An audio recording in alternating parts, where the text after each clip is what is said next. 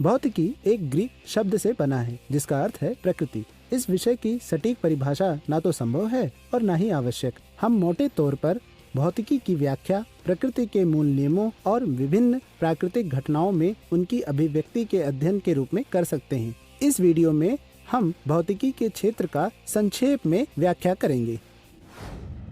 आइए हम इसके विभिन्न उप विषयों को देखकर भौतिकी के क्षेत्र के बारे में कुछ जानकारी प्राप्त करें। दो क्षेत्र जिनके माध्यम से हम भौतिकी को बेहतर ढंग से समझ सकते हैं वे हैं स्थूल प्रभाव क्षेत्र और सूक्ष्म प्रभाव क्षेत्र। स्थूल प्रभाव क्षेत्र में प्रयोगशाला, स्थलीय और खगोलीय पैमानों पर घटनाएं शामिल हैं। स्थूल और सूक्ष्म प्रभाव क्षेत्र के आधार पर भौतिकी को दो प्रमुख भागों में विभाजित किया जा सकता है: चिरसम्मत भौतिकी और आधुनिक भौतिकी। इस वीडियो में हम चिरसम्मत भौतिकी और इसकी विभिन्न शाखाओं का अध्ययन करेंगे। चिरसम्मत भौतिकी वह शाखा है जो संबंधित है गति, ऊर्जा, बल आदि से। अब चिरसम्मत भौतिकी को विभिन्न शाखाओं में उप वर्गीकृत किया जा सकता है, जैसे यांत्रिकी, ऊष्मागतिकी, प्रकाशिकी, विद्युत गतिकी। आइए इन शाखाओं के बारे में संक्षेप में जानें।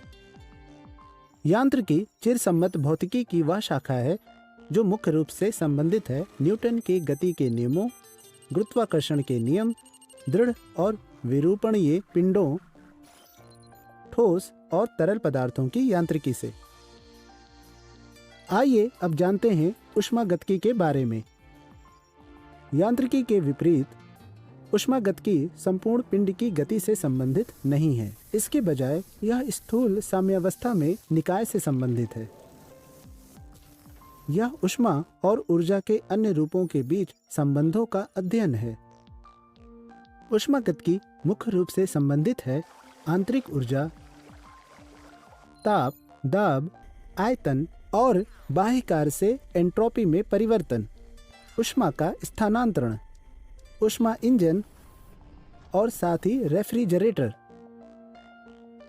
आइए अब जानते हैं प्रकाशिकी और उन अवधारणाओं के बारे में जो इस शाखा के अंतर्गत आती हैं।